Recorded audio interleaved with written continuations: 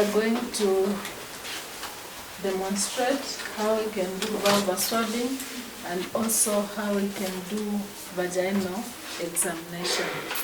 So basically the indication for vulva swabbing is to remove the excessive dirty, so that when we remove the excessive dirty and the other particles and the fluids or secretions that could be on the perineum, it means that when we are going to do the examination, as we are going to insert, whether it's a speculum or it's our hands to examine the woman, we won't be able to introduce more microorganisms inside, and hence we prevent the infection. Then when we are doing vaginal examination, basically vaginal examination is done when we want to assess the female genitalia. We can do it in women who are not necessarily pregnant, or we can do in women who are pregnant. For example, if someone is not pregnant and she says that she's planning to get pregnant, we might decide to do a vaginal examination so that we are going to assess and identify, like maybe this woman has come for family planning. Is this woman going to do family planning using this method that she has chosen? Maybe, for example, I want to do an IUCD. So before us, we go ahead with the examination, insertion of the IUCD, we need to do to examine the woman, the vagina and the vulva to assess if there are any sores, so that we decide if, for example, we find that the Bartholin's glands are inflamed, there is an abscess. It means that this mother or this lady, she's having some infection. Or maybe sometimes we assess, we notice that there is some discharge that is coming out. The woman could be having a sexually transmitted infection, meaning that she won't be ideal person to be given an IUCD or the intrauterine contraceptive device. So in such situations, we won't proceed with the procedure. Then when we come to obstetrics, we do the vaginal examination on several occasions. One of the main times when we do vaginal examination is when the woman comes for the booking visit. As she comes for booking visit, we want to do pelvimetry.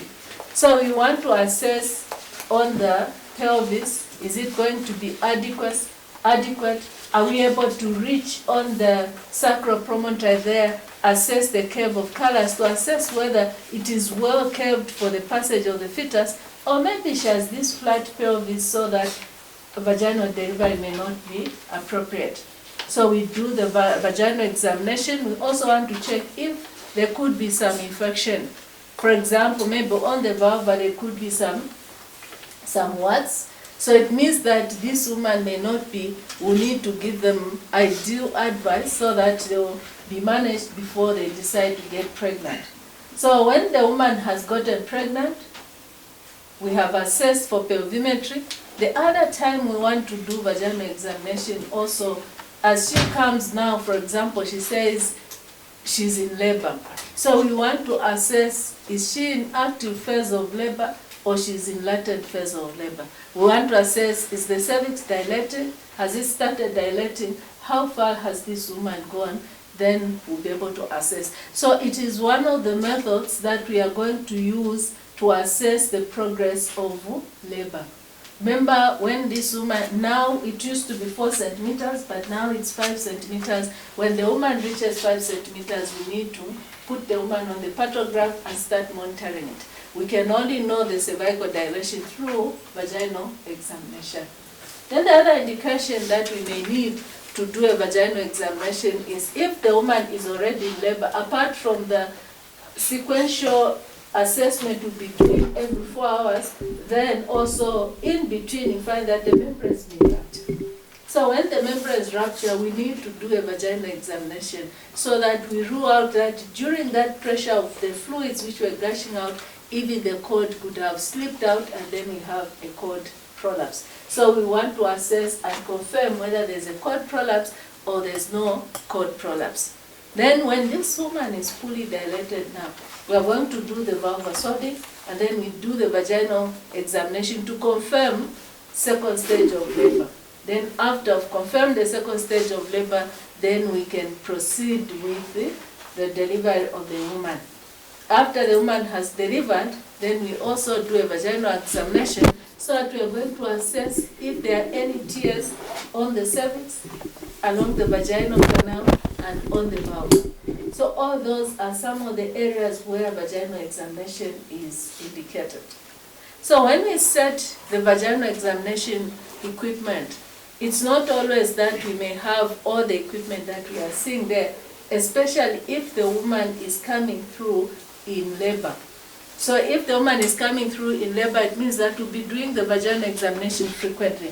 So we have this ball of hours that we are going to set, and then we also normally will have a drum where we've kept some smaller vaginal packs where we've just put a gallipot, so that after we've made this sterile, surgically clean, as we start and admit this woman in the labor ward, in active labor, it means that the second time we are going to come, we won't make this surgically clean again. Instead, we just get a pack of a gallipot with a cotton wool and do the procedure and proceed without much ado.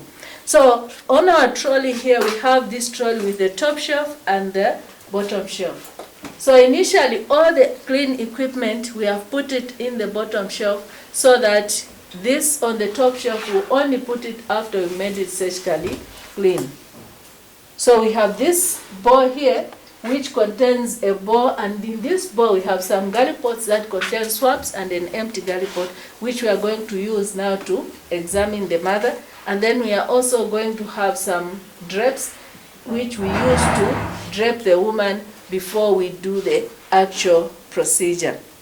Then we also have a tray that will contain the solutions. The methylated spirit basically is to make our trolley surgically clean, and we have the Savlon solution 1 in 200. Now when we are doing vaginal examination, ideally we should have some obstetric cream such as Hipitan solution. So when we have the Hipitan solution, we're going to place it there so that now as we are going to do the vaginal examination, before we do the actual vaginal examination, we are going to dip our fingers into the obstetric cream. Some women, they could be roomy enough so that they might not feel the friction. But there are other women who may not be roomy enough. So you find that, for example, this woman is coming for the first time, you want to do the pelvimetry, you find that the walls of the vaginal canal are going to be opposed. So if you go with your dry fingers, you could lead to some irritation and lead to some discomfort on the woman. That's why we need the Hipitan cream, so that we are going to soak our finger before we do the procedure. Then normally we need gloves. So we basically, as we are going to do the actual vaginal examination, we are going to use surgical gloves. Now because this woman is not delivering, there is no need of us to double glove. We just make sure that we scrub, and then we are going to wash our hands. Now you've noted also there's a bedpan there, okay? Basically the bedpan, we need it if we are, for example, we want to do a vaginal vulva swabbing in a woman who has come for sexual reproductive issues and family planning, and then maybe we might, or maybe this woman could be in labor, isn't it? So now if we find that there are a lot of discharge there, so we may need to do it to get the bedpan, place it there, and then after we've swabbed, we pour the what? We pour some solution there, warm water there, so that the excess solution are removed, and then later on we are going to wipe the woman and leave her comfortable. But if the woman is just in labor, then probably, and we also need a pad, so that afterwards we just pad the woman so that we leave her in comfort. And then we need the bedpan. It can either be pre-warmed, or sometimes if the bedpan was autoclaved and kept on the shelf over some time, it could get cold. So we normally get a jug of warm water, so that before we place it, we'll just pour a bit of warm water in the bedpan, and we'll be able to place on the woman, so that we reduce on the discomfort for the woman. So now we are going to start by preparing the equipment before we do the actual vaginal examination. Now before we do the actual vaginal examination, now if we are going to assess the woman, and now we want to examine this woman who has come into labor. So normally we need to also relate to this chart. Okay? So last time we said that normally this chart is when the woman comes in the first 3 centimeters, we find that this woman is going to be in the latent phase of labor, and then they can be referred to the antenatal so that they will rest there and wait for their time, depending whether they are prime gravida or a multigravida. If she's a prime gravida, she's 1 centimeter, we can even tell them to go to the waiting shelter there, and when she'll be in actual labor, that's when she'll come, we reassess. But if she's a multigravida, maybe she's about 3 centimeters, we have to be very cautious, because with the multigravida, due to the laxity of the muscles, progression of the cervical dilation could be faster.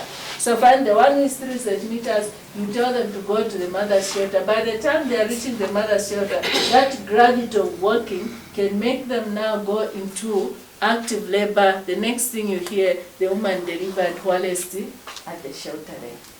So if we have a multigravida, she comes, we see that she's 3 centimeters, the best we can do, we may tell her to be in the antenatal ward to observe her until she's fully in active stage of labor, or we may, so that we avoid any unnecessary accidents. But if it's a prime gravida, she comes, she's 1 centimeter, 2 centimeter, we allow them to go to the shelter, because we know that normally it takes about 8 to 11 hours for her to now to be in active stage of labor.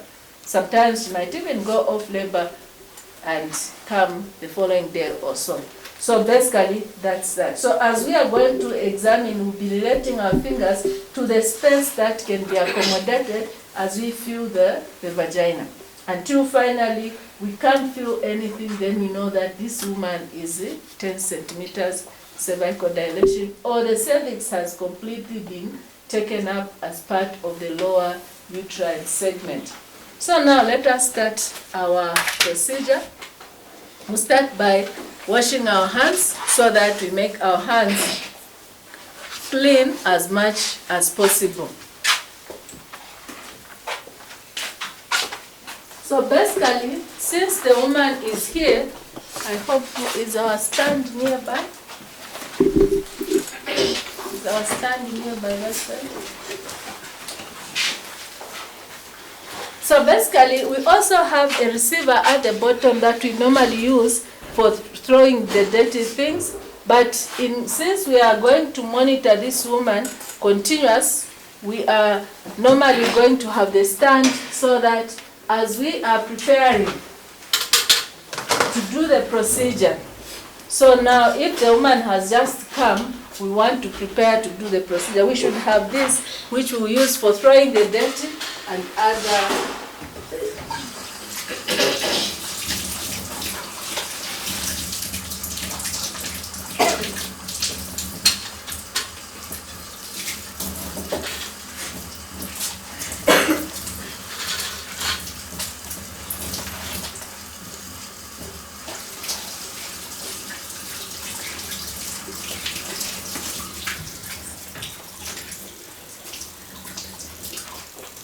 Okay, so we start by washing our hands. So after washing our hands, we need to dry our hands, and then we'll use this one as probably it would be my disposable towel, so that we don't delay to start doing the procedure. So if I have a disposable towel, I'm going to dry my hands, and then after drying my hands now, I should make the top part surgically clean. So I can use the gauze, or if we have the cotton wool, we use the cotton wool. I know some have seen they pour spirit there. Usually I avoid pouring the spirit there due to the issues to do with the evaporation of the spirit, so that we don't waste much. We use just enough for our procedure. So we start from what is furthest from us.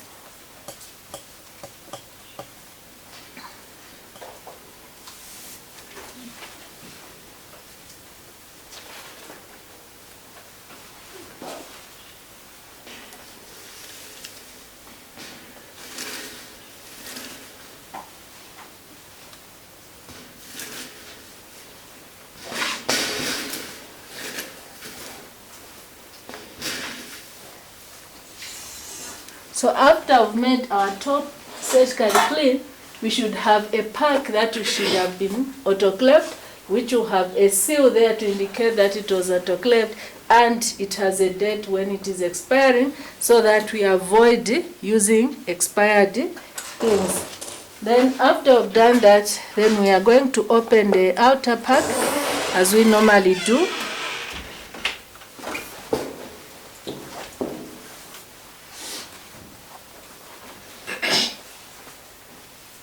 So after I've opened the outer pack, then we are going to now use the shifter forceps, which to open now the inner drape for our equipment.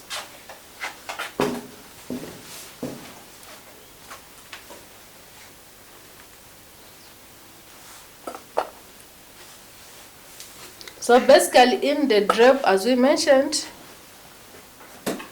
we won't have a lot of items.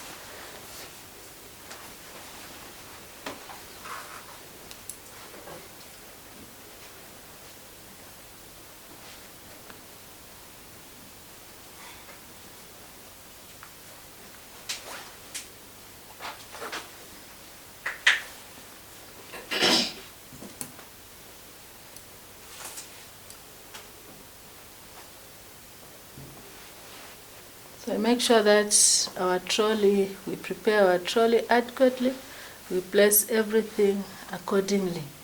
So after we've done that, then we have our towel for drying, we have our drape, which we are going to use for putting on the mother, so that we reduce as much area that is exposed. So we have our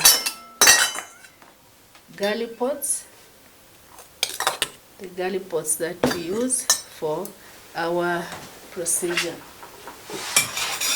So now after we have placed our equipment nicely, then we also need to open the gloves, so that after we've washed our hands, then we should be able to just put our gloves. So if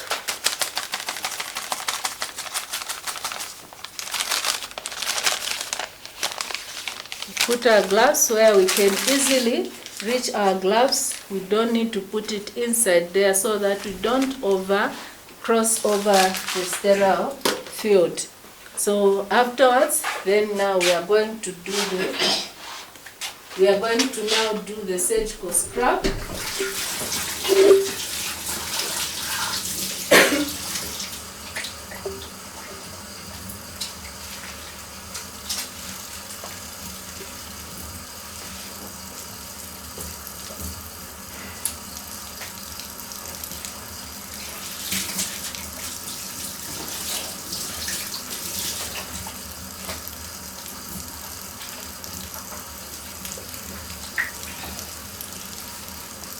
So if we have the brush, then we'll be expected to brush, so that we are sure that we are surgically clean. At least we reduce on the microorganisms. So after we've done our scrub for about 5 minutes or so, then we are going now to dry our limbs. Is it our limbs or our hands?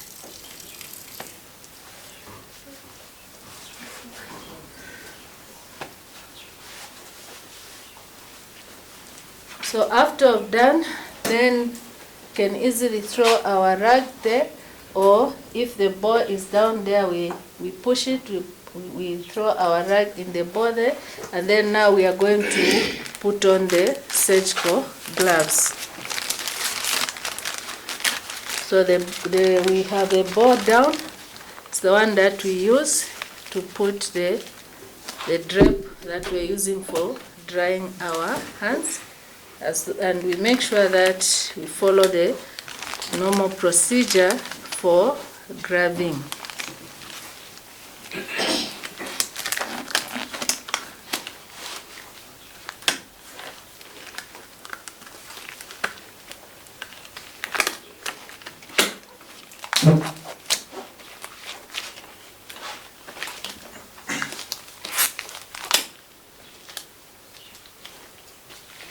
So I'll request for an assistant to help me uncover the mother so that we can put the drapes. So I would have talked to the mother, and now as I come, I should be able to explain to the mother what's happening. Okay? So I can either use this one drape. So I'll explain to the mother to say, I've come, as we mentioned, we needed to assess and determine how far you are in progress of your labor. So now I'm requesting my assistant to uncover the mother. We just uncover the lower part, which we want to examine. We don't overexpose our mother. So if I've uncovered the mother, I should have screened.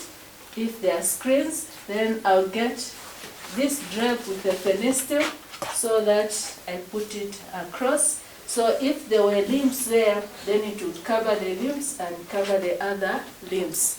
Then afterwards, then I'm going to request my assistant. I should have done this earlier.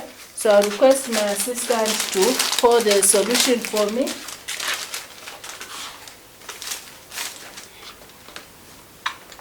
So just pour the solution for me. You can come this side.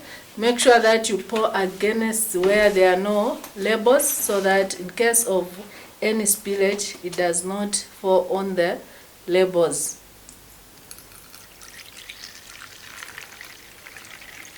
So after she has poured the solution, then I'll prepare my swabs. Well, I know that my mother there, she has already been prepared. Then I prepare the swabs. If normally I would have assessed as I was draping the woman there.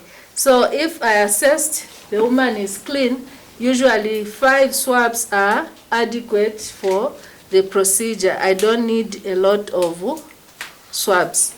So as I mentioned earlier on, you find that sometimes you find others, they'll put the swabs there just to help us to be able to collect the swabs, but normally nowadays it's not usually done.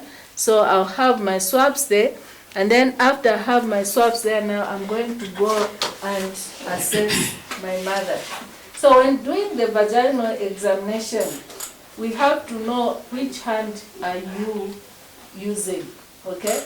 You are either left-handed or you are the right-handed person.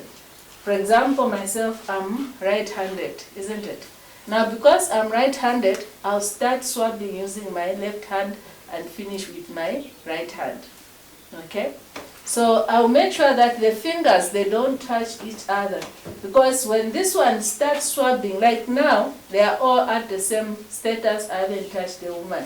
So I can easily get the swab there and it put there.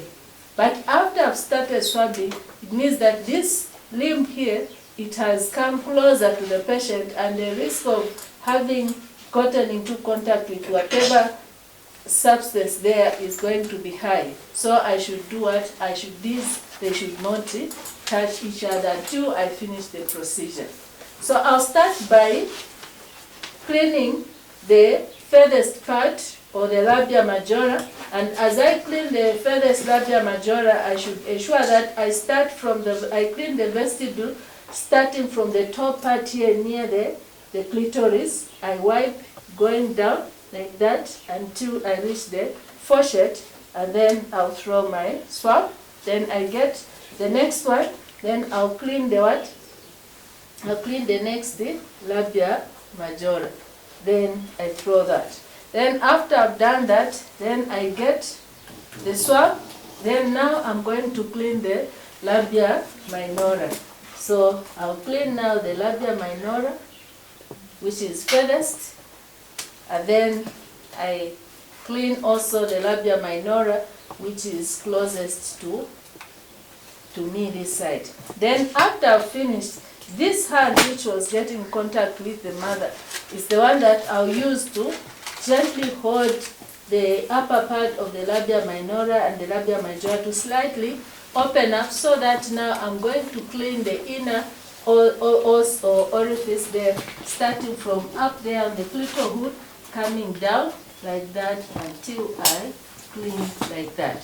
So now after I've cleaned, it means that the woman is now ready for vaginal examination. Any questions or clarification at this stage? Any questions, clarification? If there are no questions, then I'll request, let's come a bit.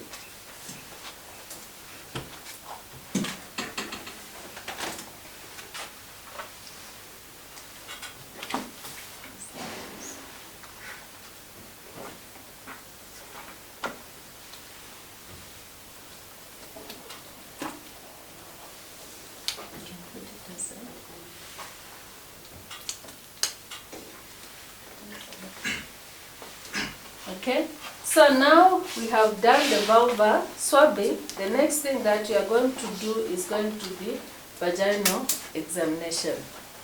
So when we are doing vaginal examination, as we said earlier on, before I start the procedure, I should dip my fingers into the what? Into the solution, so that I make them to be not to be hard and avoid irritation of the mother.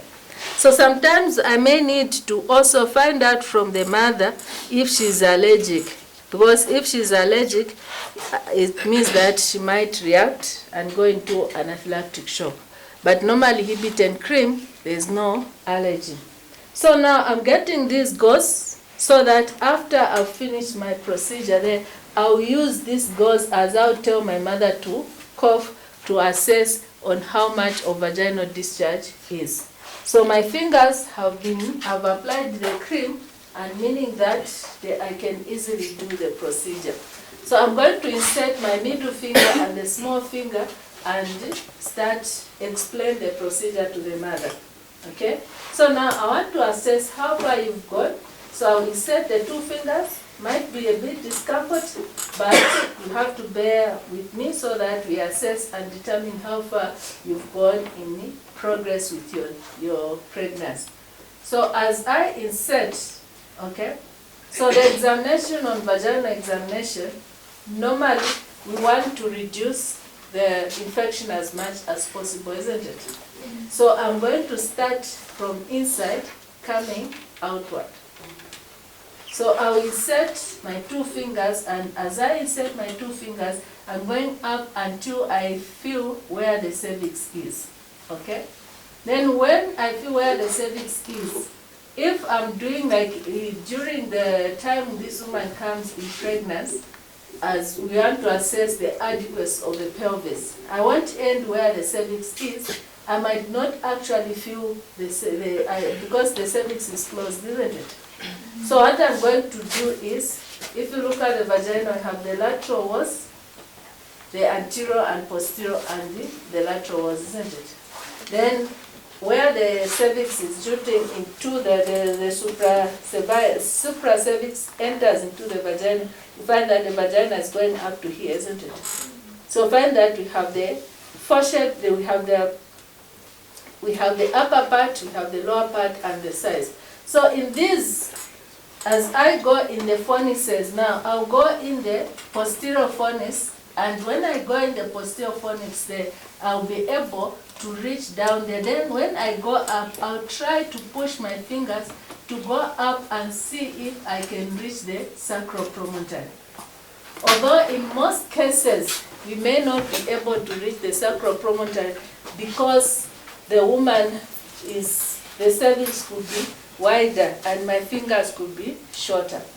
But you try by all means to feel as much as possible how you are able. So when you reach the sacral promontory now, you start following the walls of the maternal and then you are moving down gently until finally you are going to reach at the end there of the sacrum there, so that you are able to assess whether the back of the mother, it is well kept or it is slanting or straight.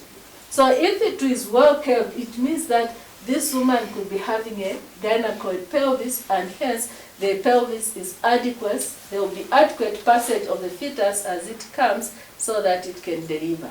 But if it is shallow, it means that the fetus may not have adequate space in the cavity, and the delivery might either be prolonged or we can end up with a malposition.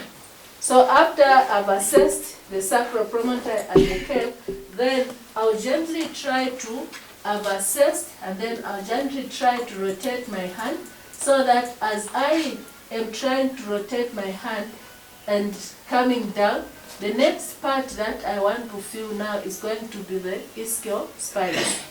So the ischial spines, I want to feel whether they are sharp or they are blunt. So in a normal pelvis, they are supposed to be blunt. And when they are blunt, it means that, for example, they are like that, and then you find that now the space in between these two is going to be wide enough for the passage of the fetal head. But if they are sharp like that, you notice that the space has reduced in between here, isn't it?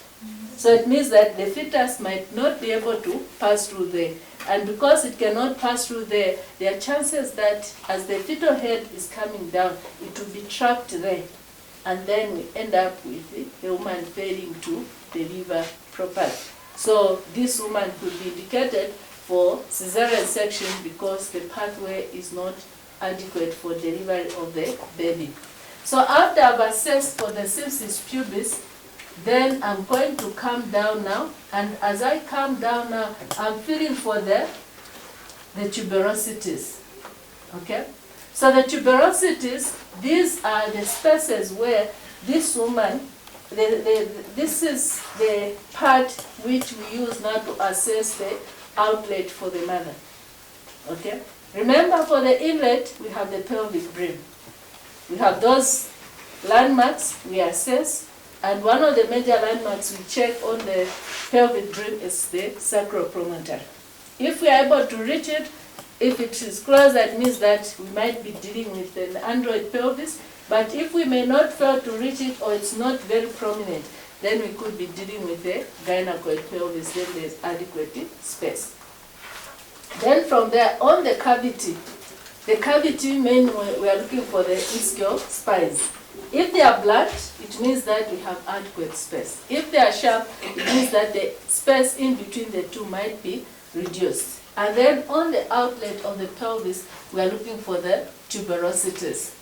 Now, after we've assessed for the tuberosities, the next thing that we are going to do, we go upward now, and on the upper part, as we follow the lining of the pelvis, on the upper part, we want to assess the symphysis pubis and the angle of the symphysis pubis. Okay? We want to assess the symphysis pubis and the angle of the symphysis pubis. So if, as we pass through our fingers here, our two fingers are able to fit in between the arc of the symphysis pubis, it means that this woman probably has an angle of 90 degrees. And if the woman has an angle of 90 degrees, it means that this woman, the fetal head, can easily pass or escape under the symphysis pubis. Okay? Now, apart from the pelvis, the other things we are going to assess, as we check on we said that we are checking on the fornices, isn't it? So as we are checking the sacropromontory, we use the posterior fornix. Then we assess on the lateral fornices and the anterior fornices. Then we are now going to look for the cervix. So normally, ideally, as I push in my fingers, I should be able to feel for the cervix. But we also have some women where the cervix, instead of pointing like that directly, centrally placed there, the cervix could be placed down there. Now when the cervix is placed down there, sometimes it could be difficult. If you are not careful, you will come and say, this woman is fully dilated.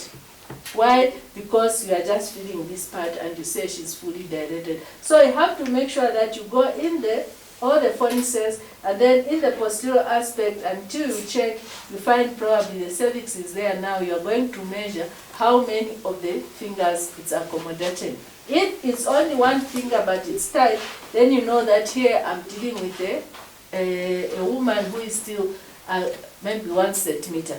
As it accommodates the finger, it's 2 centimeters, and then the finger is freely able to fit 3 centimeters, and then I'm able to push in my 2 fingers 4 centimeters. They are free 5, 6, 7, until finally I cannot feel any of the fingers there. Then I'm able to determine that the woman is fully dilated. Then after I've assessed the cervical dilation of the woman, the next thing that now I need to assess is, I need to now assess the walls of the vagina. As I'm pushing my fingers, am I able to insert the fingers freely in the vaginal canal? Okay? If I'm able to insert my fingers freely in the vaginal canal, it means that this woman, her cervical, her birth canal is adequate to accommodate the presenting head. But it may not only be that, whether my fingers are freely able to move, I should also assess on the walls of this vaginal canal, is it smooth or we have rugae? Because rugae, these are the folds that form in the vaginal canal, and as the presenting part comes, these are the ones that are going to be pressed, and when they are pressed, it means that there will be more space and the vaginal canal will widen. But if you find that the rugae is not adequate and it's tight, then it means that it might not be able to stretch adequately to accommodate the presenting part. So I feel for the rugae, is it present or not? Then after I've assessed for the rugae, then I assess for the warmth within the vaginal canal. Is it warm or it is cold? Isn't it? Yeah. Why should the woman's vagina be hot? Yeah? Why should it be hot? Why should it be hot?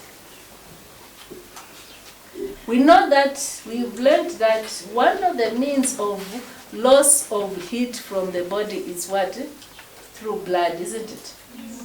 And when blood comes, that's why you find that in the hot season, you find that the blood is going to flow, the vessels are going to dilate, and there's more blood coming on near the skin, and you find that now you are starting to sweat. Okay? Now in this pregnant woman, when you feel, as you enter there, you feel that it is hot, it's not time for you to relax and say Alleluia chorus. You know why? The reason is that the presenting part has been pushing to come down there, right? But now, because it is not opening up, it is busy pushing there. Now, as it is pushing, putting pressure there, it means that the blood which was supposed to be flowing up and down to the outer side so that there is that exchange of heat, it's not flowing and it is trapped. And because it is trapped there, that blood has heat, and it will mean that now the area is hot. So when you are doing vaginal examination and you feel that it's hot in the vaginal canal, know that here I'm dealing with the obstructed labor. Be cautious now. It means that this woman may not deliver vaginally. Maybe actually the cervix, which I'm saying is not dilated, it's not that it's not dilating according to the normal phase. Probably maybe there is cervical distortion. A vaginal canal should never be hot. Okay? And that's why we should advise the women that they shouldn't be setting sunko there. Right? No matter how much he says, me, I want a hot area, the hot area should be developed physiologically. Isn't it? Gentlemen. Huh? If she's cold, you know that you haven't done your what? Your part. Okay. So, when you are applying sunko, then the sunko will make the area to be hot. Then you'll be failing to assess the woman when she's going into obstructed labor. So advise the woman. Then after you've done your assess for the warmth, then you also assess, is it dry? Isn't it? And that's what the problem is.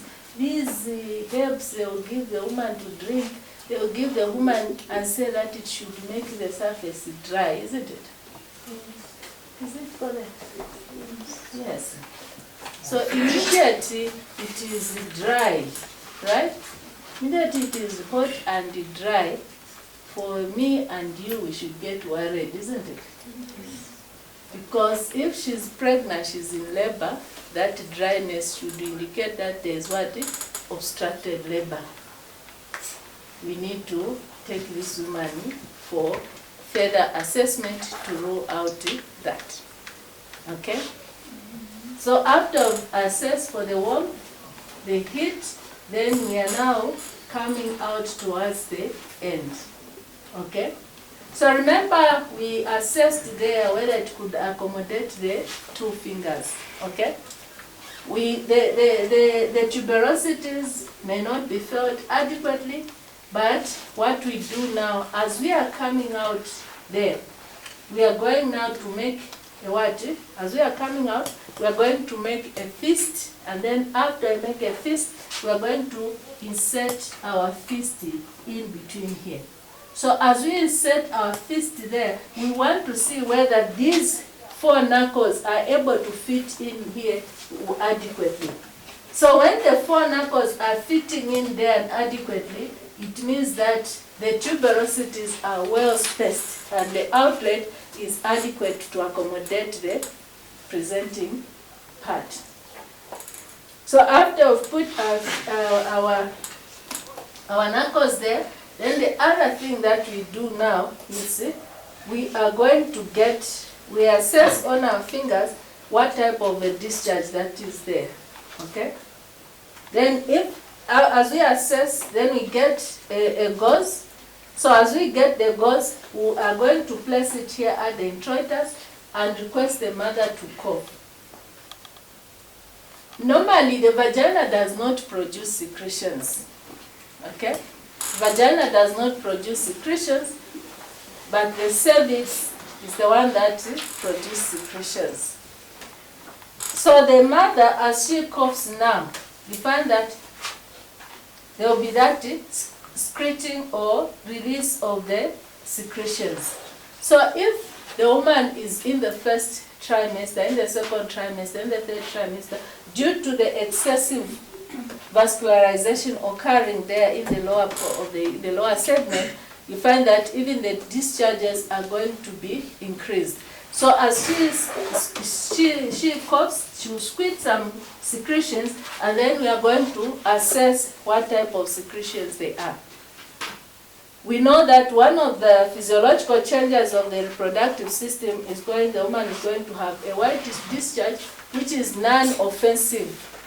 As we try to smell, it does not offend us. We don't feel, but it's like you are just smelling the smell of, is it like, isn't it? So find that it will be whitish, non-offensive. But if it is thick, it is offensive.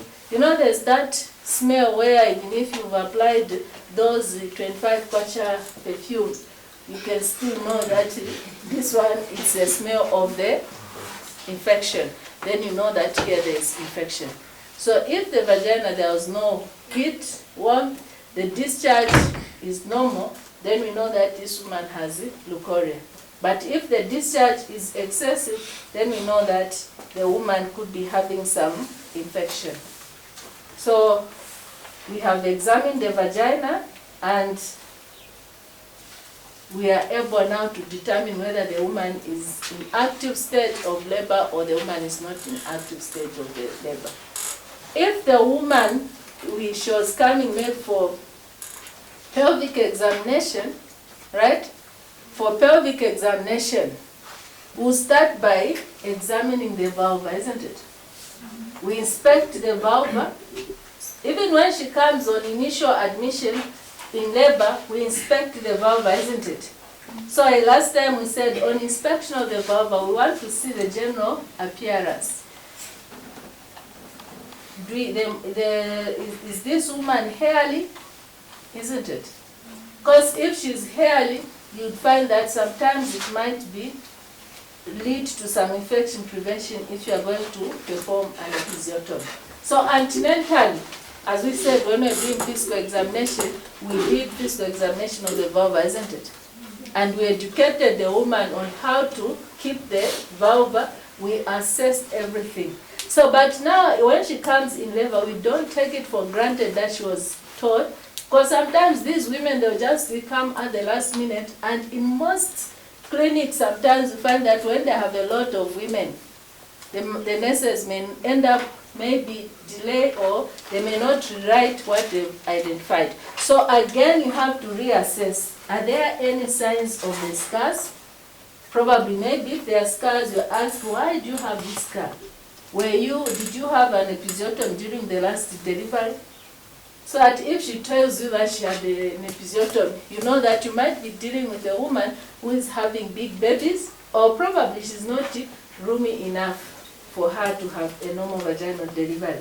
Or sometimes, if it's in the lower pole here, maybe about 5 centimeters from the foreshead there, or 4 centimeters there, then probably this woman could maybe had the Bartholin's abscess, and then had an IUD done.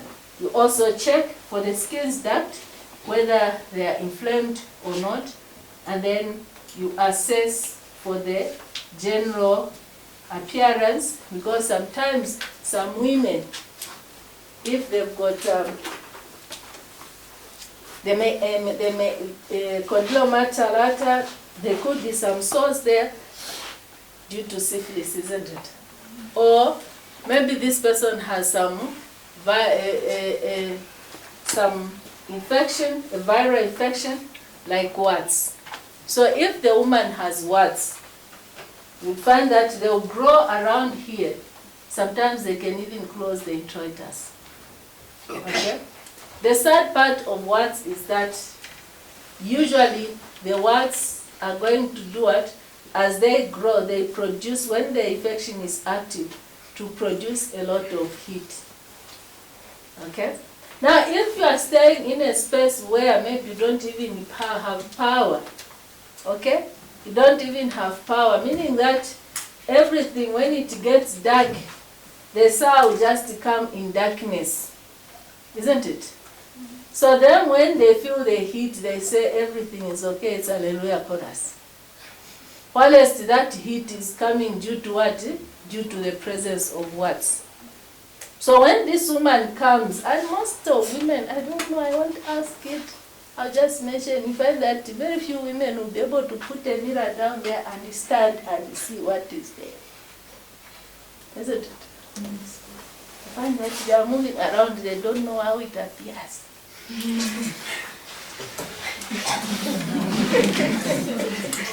Isn't it?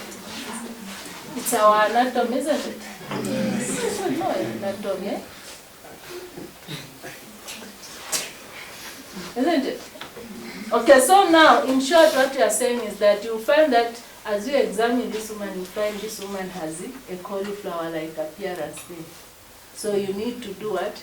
To educate this woman to say, I've assessed, I've found that you have some warts there, and they are advanced and grown. And because of the warts, you won't be able to deliver vagina, because as the presenting part comes, as it stretches, as the perineum is being stretched to allow the presenting part, they can easily bleed and you fail to suture them. Then the other danger is that when the presenting part comes, for example, it comes like that, and then as the head is extending, then the head, the eyes there, they get in touch with those growths there. The virus there on those warts can easily go into the eyes of the baby. The next thing is you find that the baby becomes blind. That's the unfortunate part. Then the other thing, apart from the ones, the other thing we assess for is the presence of the varicose veins. So if the varicose veins, this is due to the vascular changes, you find that the veins also have dilated. Now with the increased blood supply to the perineum, you find that there will be excessive blood there due to the pressure, and these veins now, it means that they can easily rupture when stretched. So if there are varicose veins there, then the woman may not be allowed to deliver vaginally because you might end up with a hemorrhage. So after you finished your examination, you are going to discard your equipment, and then after you discard the equipment, you are going to explain the findings to the mother. What is it that you found? And then you are going now to cover the woman and leave her comfortable.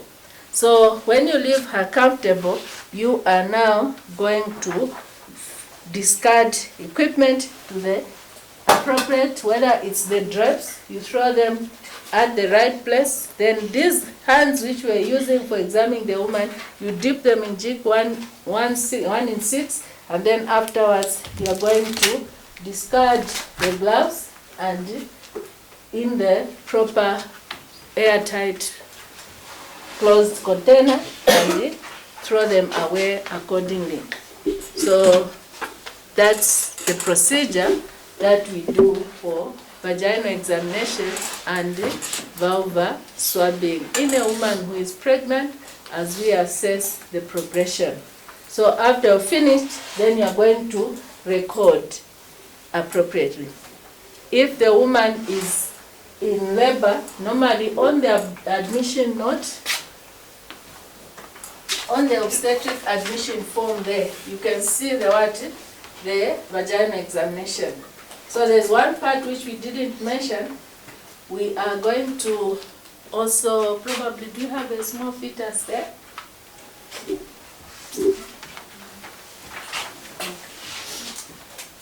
So we normally also, if the woman has started having a cervical dilation, isn't it? So as we examine the cervical dilation, then we are also going to check whether the membranes are intact. The other one, we said that if the membrane is ruptured, it's the indication of vaginal examination, isn't it? So let's not start saying, what are we doing? I'm checking for the membranes if they are ruptured. In the first place, what was the indication of the VE? The membranes were ruptured, isn't it? So check whether the membranes are intact or they are ruptured. If they are ruptured, then you assess for the liquor. What type of liquor is being discharged? Is it greenish in color, which could mean that this woman is having some fetal hypoxia? Or it is brownish in color, it means that this woman had an insult earlier on and now the fecal matter has decomposed. Then you also assess for the presence of the molding. So basically the molding, we said that normally the fetal head is, the sutures are opposed. But when the space is not adequate as the presenting part is descending, you find that these sutures, they'll start overriding. So when you do a VE, as you press in a normal situation, the fingers should, the sutures should go back to their non-alignment as you do your VE. Then you know that there is a molding, maybe it's 1+, but it is reducible. But if it is overriding and you do a VE, it's not reducible, then you are saying that there is molding, maybe it's 1+ or 2+, non-reducible. So you check for the membranes, whether they are ruptured or they are intact. If they are intact, then you are going to record them as I. If they are ruptured, you are going to indicate the color of the liquor. Sometimes if we said that there are times when the placenta might insert not direct on the placenta, they code, isn't it? Maybe it inserts in the membrane. So if the membrane is ruptured, maybe one of the capillaries could rupture also, then you might notice there is some blood. Then we also check for the molding. Then we have what we call caput. So as the head is pressing down, as the pressure is being applied, if the space is not adequate, there's going to be edema on the leading part. That's what we call caput succedaneum. So you assess how much of the fetal skull are you feeling, or how much of the head that you are feeling. Sometimes you can, if you are not careful, you can start saying there is a severe caput when it is just the chin that is presenting, and you notice there is no further descent of the presenting part. It's because you have a first presentation. So you have to confirm, have you felt the sutures? Have you felt the presenting part? On abdominal palpation, we said you are feeling for the presentation, okay? On vaginal examination now, you have said it is the cephalic, isn't it? So we said that, for example, the vertex is surrounded by the border of the coronal suture and the lambda suture there, and then we have the two biparietal diameters. So when it is a vertex presenter, if we have the two, it's a vertex presentation, we should be able to assess whether we are able to identify the parietal bones. Then we are able to say this is a vertex presentation. So those are some of the things that we did not mention earlier on. We did not mention about the presenting part, the molding, and the caput succedaneum. And then the other thing, when we're checking for the ischial spines, okay? After we find the ischial spine, the other thing that we normally do, we also check and confirm, has the presenting part reached the level of the ischial spine? If it has reached the level of the ischial spine, you have to assess how much of it has gone in and passed by the ischial spine. On abdominal palpation, you are checking for what we call descent. So if, when you palpated, only 3 fingers could touch the presenting part on the abdomen, it means that the 2 parts have gone in. And as you are going to do your vaginal examination, you are checking now for the what we call the station. So when 2 parts of the presenting part has passed the level of the ischial spines, then you are saying it is +2. So when on top only 1 finger can touch the presenting part, it means that the 4 parts have gone in, and as you do check your station, you notice that at least almost the 4th size of the fingers are able to capture the presenting part. Then you're able to say the station is at +4. Descent is 1/5. Is that okay? Okay? So if it is okay, it means that now we can be able to do the vaginal examination. Any questions or clarification?